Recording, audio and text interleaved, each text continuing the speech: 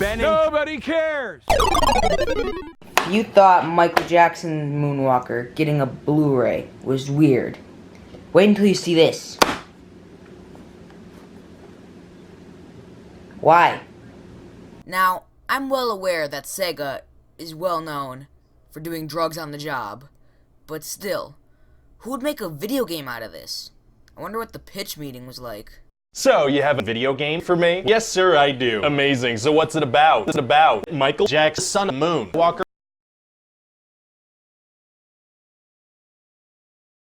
No.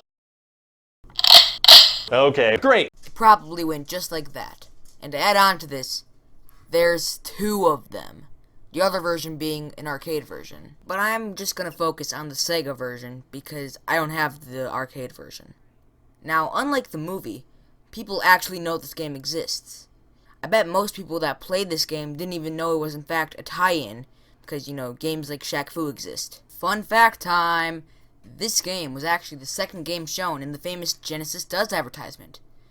But it's worrying to me that I'm pretty sure it gets the least screen time out of all the games shown.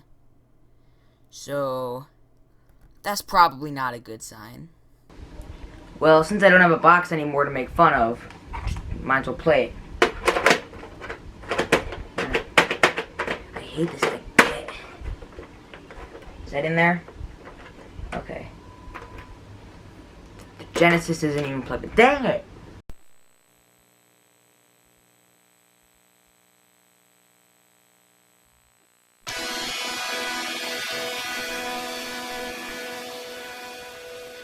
Ow. Okay, what a noise to start off the game. You may as well have started off with this.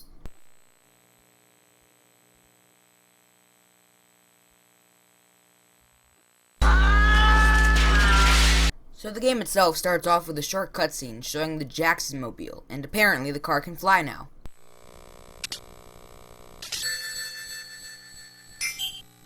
Nope, we're not doing that again. So a high note for this game is that it skips the first third of the movie and goes straight to the best part, Smooth Criminal. And unlike most early tie-in games, this game actually uses the music from this scene. And it sounds so good.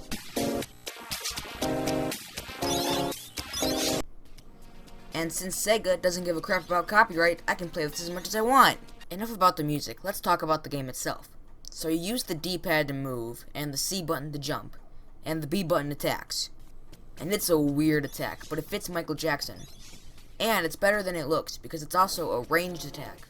Because if these sparkles touch an enemy, it'll still hit them. But why are there sparkles coming out of his shoes? Well, I think it's reference to this scene.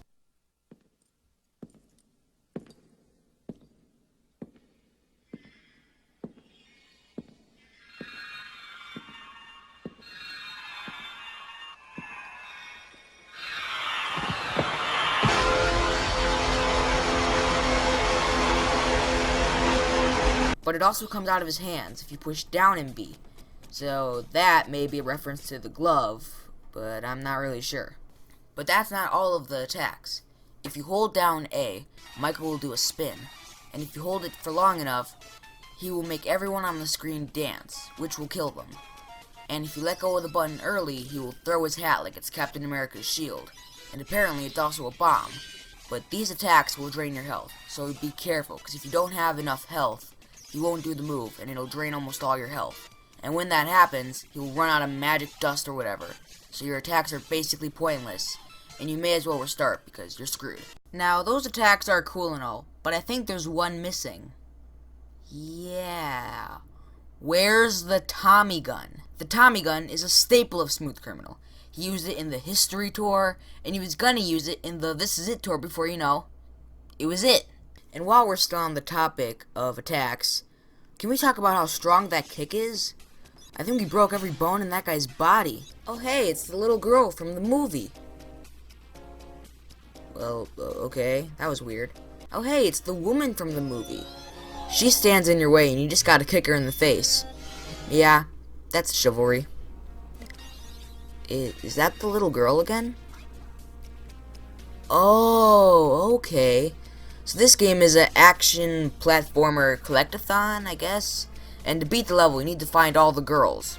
And in this first level, most of them are out in the open, but eventually each one is hidden. My only question is, why are they all the little girl?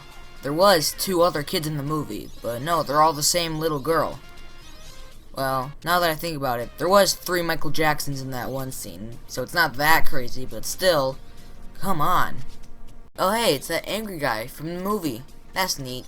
Anyway, once you find all the kids, Bubbles shows up. Even though he was only in the one scene in the movie. But whatever, he leads you to the boss. Oh wow, Ladeo already. Okay, oh never mind, he left. So the bosses in this game, for the most part, are just swarms of enemies. And if you use the dance move, they're pretty easy. You can just wipe out everyone instantly. Though, in the later levels, I'd save it until you've taken out a few waves. Because if you use it too early, you could be stuck with no health left. The next 2 levels are also Club 30s, so I'll just skim over them and talk about the controls a bit more. Like the fact that you can moonwalk by pressing A and left or right on the D-pad. You can also stand on your toes. Anyway, back to the levels. From this point on, the kids are never put in plain sight. They're always hidden in doors or windows. And there's a lot of doors and windows. And you have to check every single one. Yay, so much fun. Huh. This looks familiar. Once every 3 levels, there's an actual boss fight, but they're still very underwhelming. Like this guy, a gray-suited gangster enemy who likes to jump a lot. And also, he's pretty easy. So the next level is the street. Wait, shouldn't this have been the first level? I mean, he was on the street first in the movie. But whatever. The music that now plays is Beat It. Why? That song wasn't even in the movie. It wasn't even on the same album. And also, now that the music has changed, the dance attack changes as well.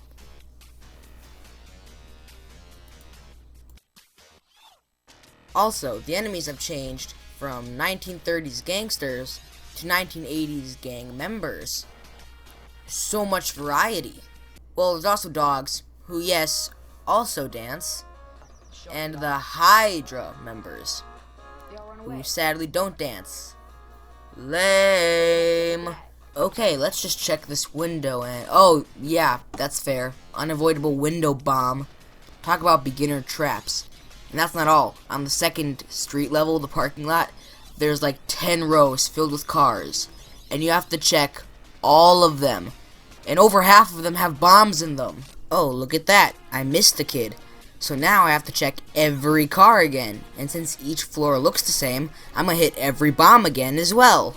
The third street level is cool, because it's a mixture of the first 2 street levels. But it's actually the first confusing level. Like this, for example. If I didn't already have background knowledge that you have to spin on the manhole covers to find some of the kids, I would have had to Google how to beat the level. And this jump here. How do I get up there? There's a kid up there, but I can't jump high enough. You want to know how to get up there?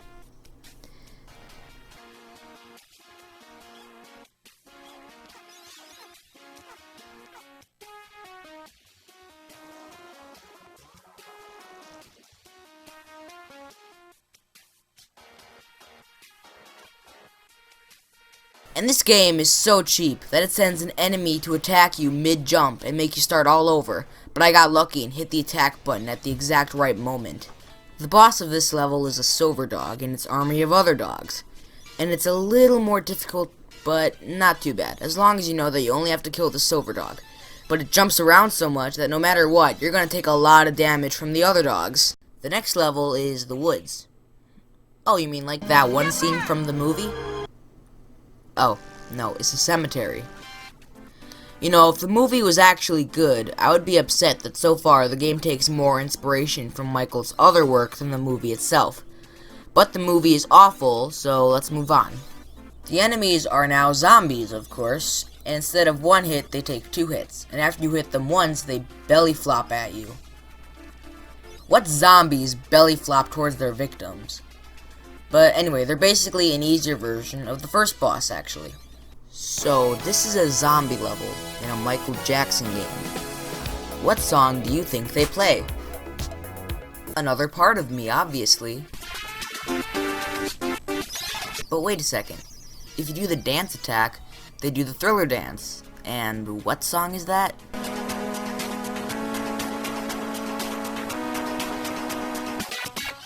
If you're gonna have Thriller play in the dance attack, why not just have it be the main level theme? Well, there actually is a reason, but I'm too lazy to go into it right now, so I'm just gonna link the article that taught me all of this in the description. Okay, this next level is just terrible. There's so many zombies, and they just respawn immediately. And sometimes, zombies can hit you from underneath you, and you can't even do anything about it. The reason the first zombie level wasn't too bad was because it was way more linear than this. But on this level, all the kids are really spread out, and it's really easy to miss hiding spots. And it's also easy to become too focused on the enemies and just forget about the kids in general. Just getting from one end of the level to the other is difficult with this many zombies. Every time I get to this level, a shooting star goes by. But the problem is, I'm always too slow to react fast enough, or too far away from it. But if you do catch it, you turn into the robot from the end of the movie. And it's really cool, but there's one problem. You can't save any kids until you turn back into Michael. And since the enemies respawn, the attack is completely worthless. And the worst part about this level is the boss fight. After you beat the horde of zombies, these two show up. And to dodge the attack they do, you need to be frame perfect. But I can never practice on them, because every time I die, I have to beat the horde again. And you can only take a few hits from them before you die. And by the time I get to them, my health is half gone. You get 3 lives and 3 continues, and I lost all of them on this level. So I gave up. So overall the game is... Oh, wait a minute, there's multiplayer. I think I'm going to be the first person to actually play multiplayer on this game, because I can't find a single video of it on YouTube. All that comes up is the arcade version. Big thanks to my friend Lance for helping me get the footage for multiplayer. So it's basically the same as multiplayer in early Mario games, where player 2 only gets to play after player 1 dies. The only real interesting thing about it is that player 2 plays as a red Michael Jackson. Now that we're done for real, it's time for my final thoughts. Do I recommend this game? Well, the music is nice, and the controls are good. The gameplay is okay, though. This game in general is a mixed bag. And the most important thing really is, Michael Jackson The Experience for the Wii is a way better game than this ever could dream to be. Oh yeah, it's alive. I kinda forgot about that.